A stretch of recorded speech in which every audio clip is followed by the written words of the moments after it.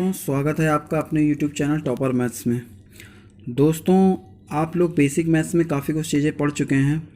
अब हम लोग बहुत जल्द शुरू करने वाले हैं एकेडमिक क्लासेस, और मैथ्स में हम लोग ने डिसाइड किया कि RD शर्मा की बुक को हम लोग लेके चलेंगे और कम्प्लीटली उसके क्वेश्चन कराए जाएंगे आप लोग को। ठीक है, तो जो बेसिक मैथ्स की कुछ एक दो क्लासेस जो रह गई हैं उनको भी हम लोग बहुत जल्द कंप्लीट कर लेते हैं, और उसके बाद आपको 9th 10th 11th 12th के हफ्ते में 2 से 3 वीडियो देते रहेंगे, जिससे आपका सिलेबस धीरे धीरे आगे बढ़ता जाएगा।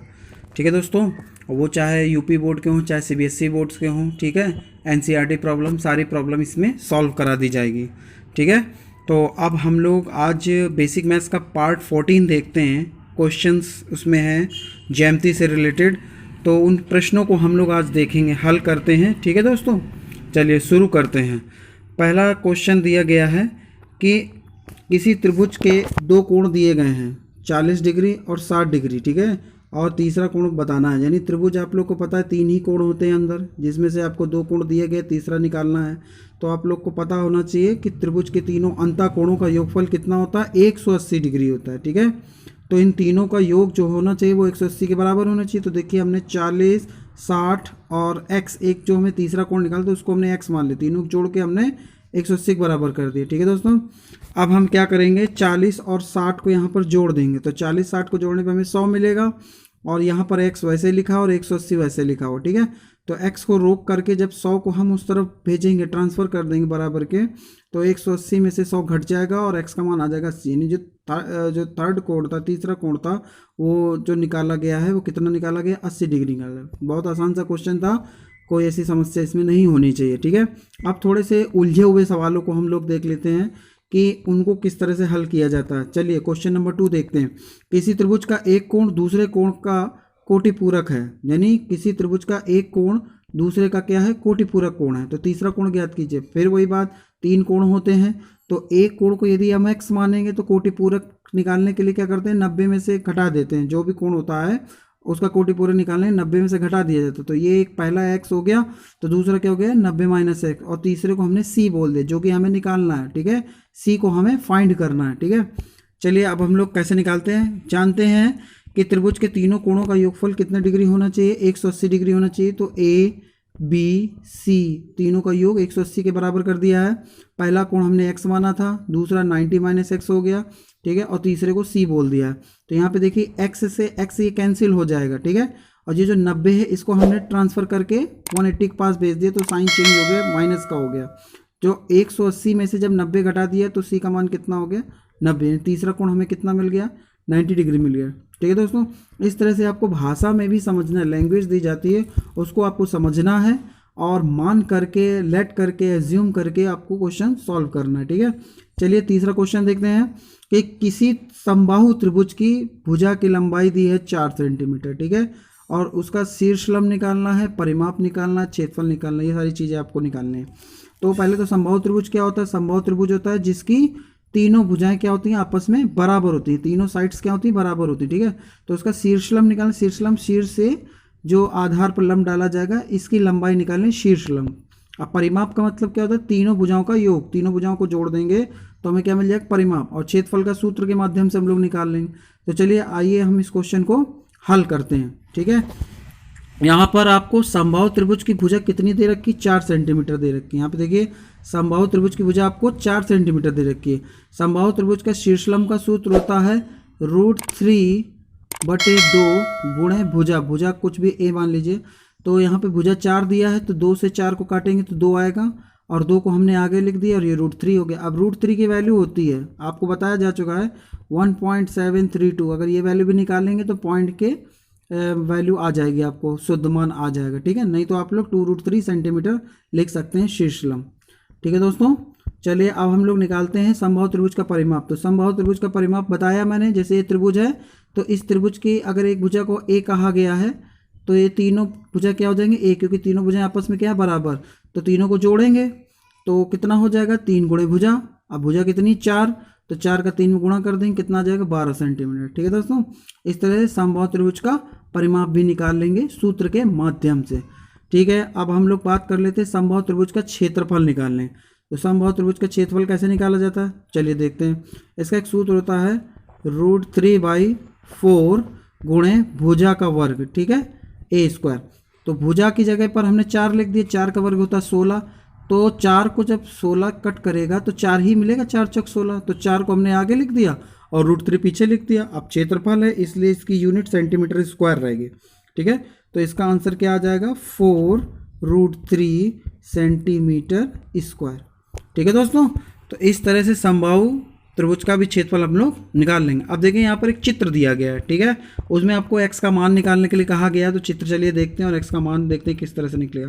तो यहाँ पे एक चित्र देख पा रहे होगे, इसमें एक साइड दिए 4, एक दिया 5 और यहाँ पे जो नीचे आपको छुप रहा है वो x दिया, यानी ये वैल्यू आधार की निकालनी है। तो ये एक समकोण त्रिभुज है, ठीक है, जिसका एक कोण कितना होना चाहिए, 90 डिग्री होना चाहिए। इस भुजा को हम लोग कर्ण बोलते हैं, यानी इंग्लिश में हाइपोथेनस कहते हैं, ठीक है। और ये जो आपको लंब रूप में दिया गया सीधी भुजा, ये लंब है, ठीक है, और नीचे वाली भुजा क्या है, आधार है, बेस जिसको बोलते हैं हम लोग। तो यहाँ पर एक समकोण त्रिभुज बना हुआ है, तो पाइथागोरस की प्रमेय लगेगी, ठीक है। तो पाइथागोरस की प्रमेय क्या होती है, कर्ण का वर्ग बराबर आधार का वर्ग प्लस लंब का वर्ग, ठीक है। देखिए कर्ण का वर्ग बराबर आधार का वर्ग प्लस लंब का वर्ग, ये होता है। तो कर्ण की जगह हमने 5 रखा, उसका वर्ग हो गया 25, ठीक है, और आधार हमें पता नहीं था तो उसकी जगह x लिख दिया, ठीक है। तो लंब की जगह पर हमने 4 लिख दिया, तो उसकी जगह 16 हो गया। तो जब 16 को हम 25 के पास ले जाएंगे तो माइनस हो जाएगा, तो 25 में से 16 घटा तो कितना बचा, 9। और यहाँ पर जो x² की वैल्यू आ रही है वो कितनी आ रही है, 9 आ रही है, ठीक है। अब हमें x की वैल्यू निकालनी है, तो इस पर वर्गमूल स्क्वायर रूट लग जाएगा, ठीक है। तो ये जो 9 आ रहा है वर्गमूल का, उसकी वैल्यू कितनी आ जाएगी, 3 आ जाएगी, ठीक है। 9 का वर्गमूल 3 होता है, तो x की वैल्यू हमें कितनी मिल जाएगी, 3 मिल जाएगी। क्वेश्चन नंबर 5 पे चलते हैं, ठीक है दोस्तों। इसमें कह रहा है कि एक सीढ़ी जो है वो दीवार से इस प्रकार से खड़ी है कि सीढ़ी का निचला सिरा दीवार से 4 मीटर की दूरी पर है। तो सीढ़ी की लंबाई ज्ञात कीजिए, जबकि दीवार की लंबाई 3 मीटर दी गई है, ठीक है। तो इसका हम एक चित्र बनाते हैं और चित्र के माध्यम से समझते हैं कि किस तरह से इसको हल करना। देखिए एक चित्र ये बना हुआ है, ये देखिए यहाँ पर ये दीवार है, ठीक है, जिसमें 3 मीटर दिया गया है। और यहाँ पर जो सीढ़ी है, ये सीढ़ी इस तरह से बेड़ी खड़ी है, जिसकी लंबाई हमने x मानी है, ठीक है। और ये जो आधार है वो कितना है, 4 मीटर है। तो यहाँ पर देखिए कि एक 90 डिग्री का कोण बन रहा है, ठीक है, और 90 डिग्री कोण बन रहा है। तो ये कौन सा त्रिभुज हो गया, समकोण त्रिभुज हो गया। कौन सा त्रिभुज हो गया, समकोण त्रिभुज। तो समकोण त्रिभुज में कौन सी प्रमेय लगती है, पाइथागोरस की प्रमेय लगती है, ठीक है। तो पाइथागोरस की प्रमेय क्या होती है, पाइथागोरस की प्रमेय होती है कर्ण का वर्ग बराबर आधार का वर्ग प्लस लंब का वर्ग, ठीक है। तो कर्ण हमें पता नहीं, तो हमने x लिख दिया है, आधार की जगह 4 लिख दिया, लंब की जगह 3 लिख दिया। 4 का वर्ग होता है 16, 3 का वर्ग होता है 9, 16 9 हो गए 25, ठीक है। अब जब x से स्क्वायर हटेगा तो इस दूसरी संख्या पर वर्गमूल लग जाता है, तो x का मान कितना हो गया, 5 मीटर, ठीक है दोस्तों। कोई प्रॉब्लम हो तो आप बता सकते हैं, ठीक है। अच्छा हम लोग क्वेश्चन नंबर 6 पर चल रहे हैं। क्वेश्चन नंबर 6 क्या कह रहा है कि किसी त्रिभुज की आधार की लंबाई 4 सेंटीमीटर और उसकी ऊंचाई 3 सेंटीमीटर हो, तो उसका क्षेत्रफल ज्ञात कीजिए। तो इस तरह से एक त्रिभुज है, ठीक है, इसका जो ऊंचाई दी गई है वो 3 सेंटीमीटर, ठीक है, और जो आधार है वो कितना है, 4 सेंटीमीटर। तो इसमें त्रिभुज का डायरेक्ट सूत्र लगा करके हम लोग इसको सॉल्व कर सकते हैं। कैसे सॉल्व करेंगे, देखिए यहाँ पर जो त्रिभुज का क्षेत्रफल का सूत्र होता है वो क्या होता है, आधार गुणे ऊंचाई बटे 2, यानी 1/2 आधार गुणे ऊंचाई। तो आधार दिया है 4, ऊंचाई दी है 3 और बटे में है 2, तो 2 जो है वो 4 को कट कर देगा, 2 दूनी 4 हो जाएगा और 2 3 6, तो उत्तर कितना आ गया, 6 सेंटीमीटर स्क्वायर, ठीक है। डायरेक्ट सूत्र से ये लगाया जा सकता है। अब हम लोग क्वेश्चन नंबर 7 पे चलते हैं। क्वेश्चन नंबर 7 इसलिए हमने बताया यहाँ पे क्योंकि इसकी जो तीनों साइडें हैं वो अलग अलग लंबाई की, यानी ये कैसा त्रिभुज है, विषमबाहु त्रिभुज है, ठीक है। लंबाई दे दी गई है और इसका हमें क्षेत्रफल निकालना है। तो कैसे क्षेत्रफल निकालेंगे, इस तरह के जो त्रिभुज होते हैं उनको कैसे हल करेंगे, तो सबसे पहले हम लोग परिमाप निकालते हैं। और परिमाप कैसे निकालते हैं, तीनों भुजाओं को जोड़कर। तो एक है 3 सेंटीमीटर, एक है 4 और एक है 7, तो परिमाप कितना हो गया, 14 सेंटीमीटर हो गया, ठीक है। और इसको हम लोग 2s करके लिखते हैं, ठीक है। 2s ये सूत्र होता है, इसको ध्यान रखिए, विषमबाहु त्रिभुज का परिमाप का। तो यहाँ यस का मान निकालना है, तो 2 से 14 काट देंगे तो कितना आ जाएगा, यस बराबर 7 हो जाएगा, ठीक है। अब हम लोग त्रिभुज का क्षेत्रफल लिखते हैं। त्रिभुज का क्षेत्रफल क्या होता है, विषमबाहु त्रिभुज के लिए इसका सूत्र आपको याद रखना है, इसको हीरोज फार्मूला भी कहते हैं। अंडर रूट के अंदर s ब्रैकेट में S minus A, S minus B, S minus, ये सब अंडर रूट के अंदर चल रहा है, ठीक है। तो एस की जगह 7 लगाया, फिर जो एस की जगह 7 है, ए की जगह 3, फिर एस की जगह 7 है, बी की जगह 4, एस की जगह 7 है, सी की जगह 7। तो यहाँ पे देख रहे हैं 7 में से 7 घट जाएगा तो कितना बचेगा 0। तो जितनी संख्या है वो सब टोटल क्या हो जाएगा 0। तो यानी इसका जो त्रिभुज का क्षेत्रफल है वो क्या हो जाएगा 0, यानी ये क्षेत्रफल कुछ होगा ही नहीं, ठीक है। अगर जैसे अन्य कोई सवाल होता है, यहाँ पर तो 7 में से 7 घट रहा है, 0 आ रहा है, तो इसलिए पूरा 0 हो गया। लेकिन अन्य जैसे कुछ सवाल यहाँ नहीं घट रहा है तो उसको आप लोग कैलकुलेशन करके पूरा आंसर निकालेंगे, ठीक है, वर्ग इकाई के रूप में।